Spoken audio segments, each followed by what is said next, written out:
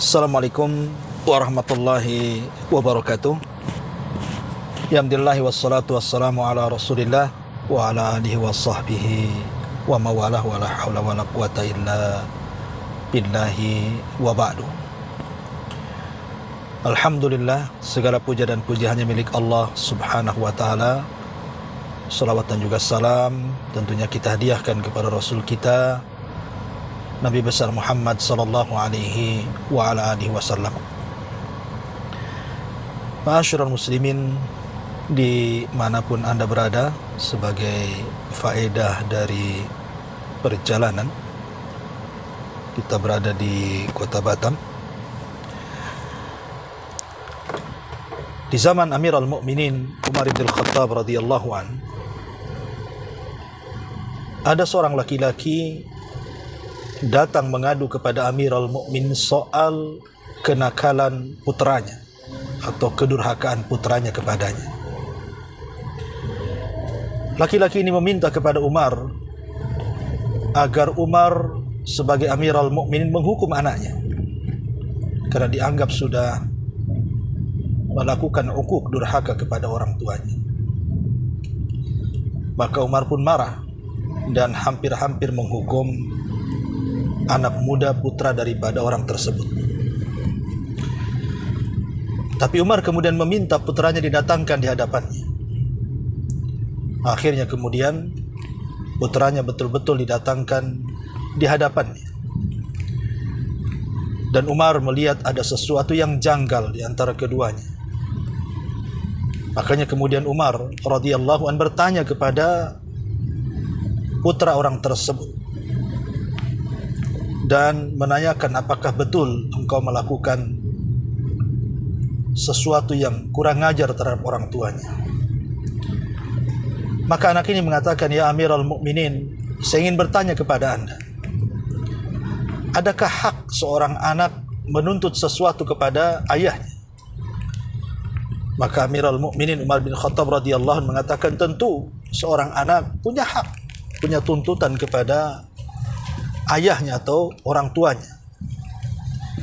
Maka anak muda ini mengatakan, ya Amirul Mukminin, lalu seperti apa tuntutan anak kepada orang tuanya? Maka Umar pun kemudian menjawab dan mengatakan, an yuhsina ikhtiyaru ummi. Pertama, seorang ayah harus mencarikan ibu terbaik bagi anak-anaknya. Kemudian yang kedua, an yusammiyahu isman hasanan, agar orang tua memberikan anak atau nama anak terbaik bagi putranya. Dan yang ketiga, an yuhafidhahul Quran, dan agar orang tuanya bisa menghafalkan Al-Quran kepada anaknya, menyuruh untuk menghafal Quran atau mengajarkan Quran kepada anaknya. Maka anak muda tersebut mengatakan, ya Amirul Mukminin, tiga-tiganya tidak pernah dilakukan ayahku kepadaku.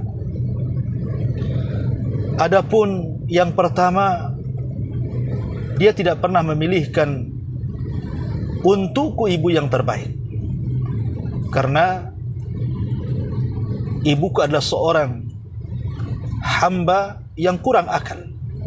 Karena ayahku membeli dengan 2 dirham di pasar, kemudian dalam satu malam ia menggauli, kemudian hamil, lahirlah aku. Karena dia tidak suka melahirkan dari seorang budak, maka dia pun membenci aku. Adapun yang kedua, dia tidak pernah memberikan nama yang terbaik kepada aku. Ayahku memberi nama diriku Ju'lan. Ju'lan itu semacam binatang kecil yang hidup di padang pasir. Ya, nama hewan. Adapun yang ketiga, satu huruf pun ayahku tidak pernah mengajarkan Al-Quran kepadaku. Maka Umar radhiyallahu an marah kepada ayahnya yang awalnya menuntut agar anaknya dihukum karena durhaka. Sekarang Umar terbalik dan mengatakan kepada ayahnya, laqad sabaqta ala waladika bil uquq. Sungguh sebelum anakmu melakukan kedurhakaan kepadamu, engkau sudah melakukan durhaka kepada anak. Dari sini kita tahu bahwa pendidikan orang tua kepada anak ada 3 hal menurut Amirul Mukminin Umar bin Khattab radhiyallahu anhu. Pertama, memilihkan ibu terbaik. Kalau Allah Subhanahu wa taala takdirkan, boleh jadi mungkin ayah kita dulu asal-asalan mencari jodoh, kemudian lahir kita, kemudian kita sudah hijrah, maka kita perbaiki istri kita perbaiki, ajak mereka ke jalan sorga agar mendapatkan taufik dan bisa mengarahkan anak-anaknya ke jalan kebenaran. Kalau dulu terlanjur memberikan nama buruk kepada anak kita, ganti dengan nama yang baik. Karena nama yang baik ini bisa menjadi doa dan itu bentuk tafaul. Kemudian yang ketiga, ajarkan kitabullah Al-Quran. Al-Imam Ibnul Qayyim rahimahullahu ta'ala satu kali menceritakan tentang suami istri yang bercerai, dan dalam perceraiannya meninggalkan anak laki-laki. Terkadang anak ini berada di pangkuan ibunya, terkadang di pangkuan ayahnya, karena sudah bercerai keduanya. Setelah anak ini usia 7-8 tahun, artinya sudah bisa memilih, harus memilih hidup bersama ibunya atau dengan bapaknya, maka kedua orang tuanya akhirnya kemudian rebutan hak asuh sampailah di mahkamah.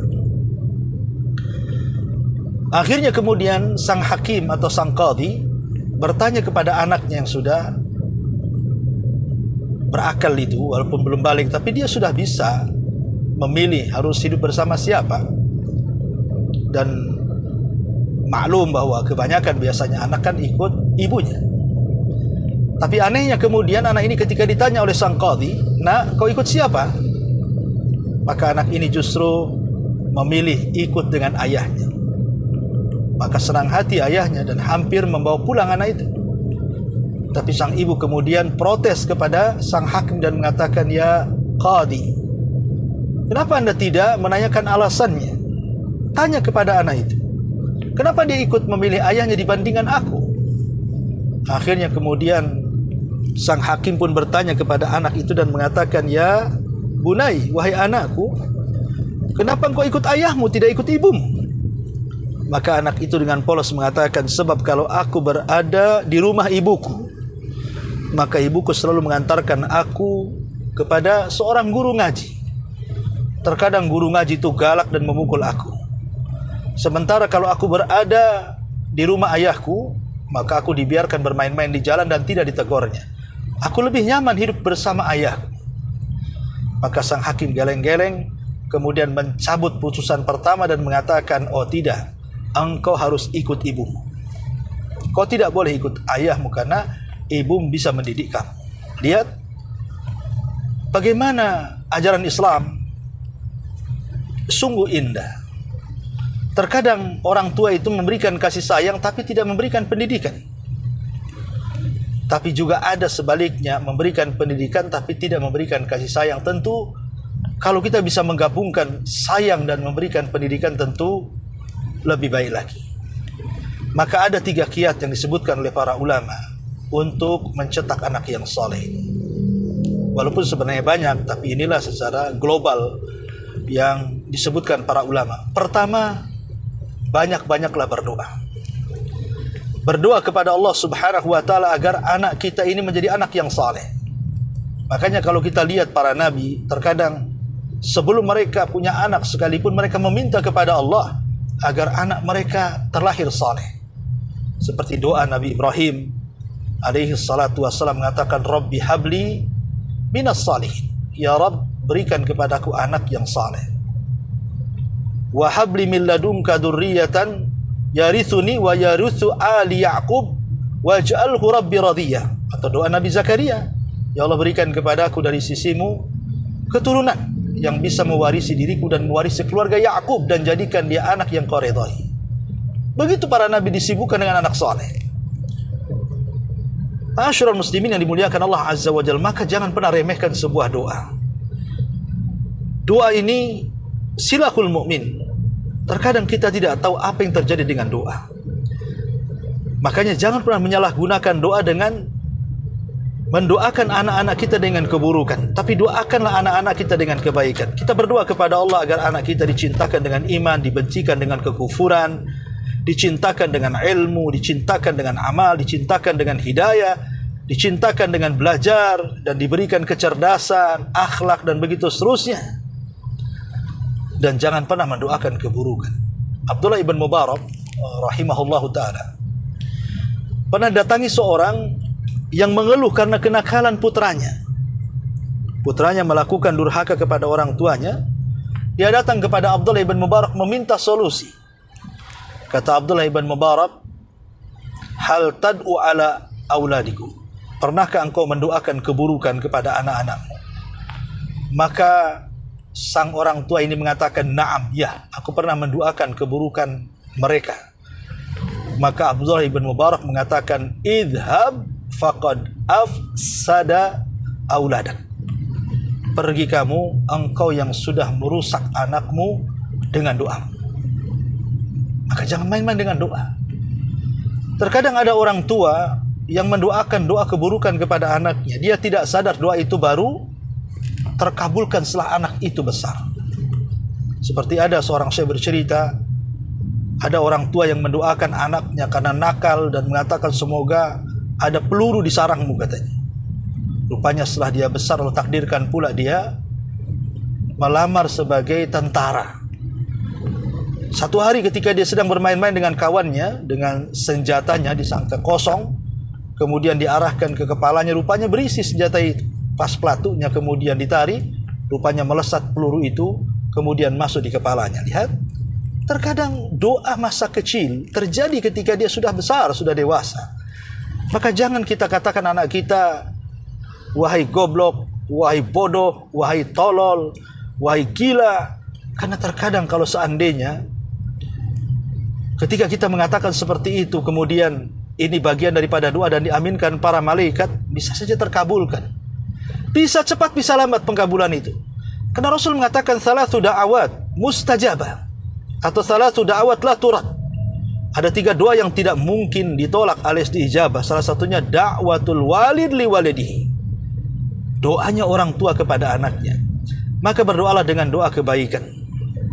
Minta kepada Allah Azza wa Jalla agar anak kita menjadi anak yang soleh, ketuk pintu langit. Kalau seandainya Allah Subhanahu wa ta'ala takdirkan setelah kita berdoa, anak kita juga belum ada perubahan, doakan lagi dan doakan anak orang. Libatkan anak orang yang nakal, didoakan supaya dapat petunjuk juga. Karena Nabi yang mengatakan bahwa doa seorang mukmin tanpa pengetahuannya itu mustajab, dan malaikat akan datang dan mengatakan walaka mithlu, dan seperti itulah engkau akan diberi atau diijabah. Artinya seperti itulah ketika kita berdoa kepada orang lain kebaikan, maka seperti itulah kita akan dapat hal yang sama. Jadi ketika kita mengatakan kepada anak orang semoga anak si fulan baik, maka itu sama dengan mendoakan anak kita baik. Artinya doakan anak kita dengan kebaikan, doakan juga anak orang lain dengan kebaikan supaya kita mendapatkan kebaikan yang sama. Berdoalah kepada Allah Azza wa Jalla, jangan putus asa. Kemudian yang kedua, kata para ulama, ajarkan mereka tentang agama dari kecil. Tanamkan kecintaan mereka kepada Allah, kepada Rasul, kepada agamanya. Demi Allah, kalau seandainya anak ini kemudian tumbuh besar dan cinta dengan agamanya, mempelajari agamanya, maka kita tidak akan pusing dengan anak-anak. Karena kita lihat kalau orang tua memandang anaknya itu berakal, bisa menjaga akhlak dirinya, pergi kemana saja anak itu, pulang jam berapa saja, kadang-kadang orang tua tidak peduli, karena dia yakin dan percaya dengan anaknya. Tapi kalau anaknya itu kurang ajar, bejat, tidak berakal, kadang pergi 10 menit, 15 menit, setengah jam aja kita sudah stres tuh. Sudah kebayang anak kita lagi apa, apakah anak kita lagi bertengkar, apalagi anak kita lagi mencuri, lagi mabok, lagi maksiat, lagi apa. Kadang-kadang orang tua terpikir seperti itu. Bahkan ada orang tua yang menunggu berjam-jam di pintu rumahnya untuk anaknya. Kapan anaknya pulang, kapan anaknya pulang. Itu karena anaknya tidak terdidik dengan kebaikan. Tapi kalau anaknya terdidik kebaikan, maka di dunia akan tenang, di akhirat pula akan menjadi simpanan terbaik bagi kita. Dan para ulama mengatakan orang kalau tidak dididikkan dengan agama, anak-anak kita ini tidak diarahkan dengan agama, maka biasanya anak ini terjerumus kepada 4 perkara. Pertama, imam mulhid, menyimpang agamanya. Dikhawatirkan setelah dia dewasa karena tidak punya agama, bisa saja jadi kufur atau pindah agama, naudzubillah. Yang kedua, mufsid, dia bisa jadi rusak. Ya, rusak akhlaknya, rusak muamalahnya, jadi pencuri, jadi perampok, jadi penipu, jadi pendusta, dan macam-macam. Atau mungkin mudmir, dicintakan dengan maksiat, gemar minum khamar, gemar narkoba, gemar ini, gemar itu. Atau mungkin syadz, penyimpangan dalam seksualnya. Mungkin dia jadi homo, lesbi atau yang lainnya. Karena tidak ada dasar agama, naudzubillah. Ya, maka ajarkan mereka dengan agama.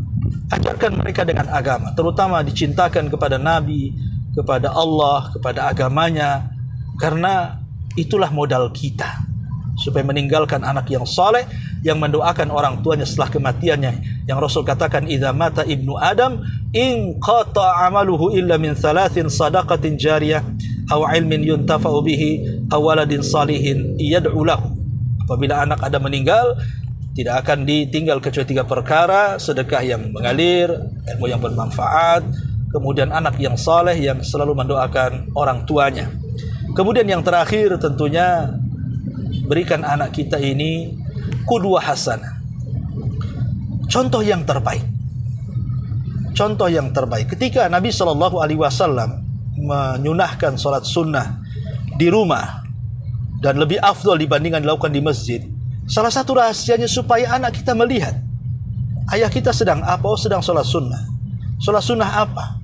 Kemudian kita pun bisa mengajak mereka melatih, walaupun mungkin tidak berwudu, anak kecil, tidak apa-apa, taruh di sampingnya, kemudian ajak sholat, supaya dia tahu minimalnya gerakan-gerakannya dulu.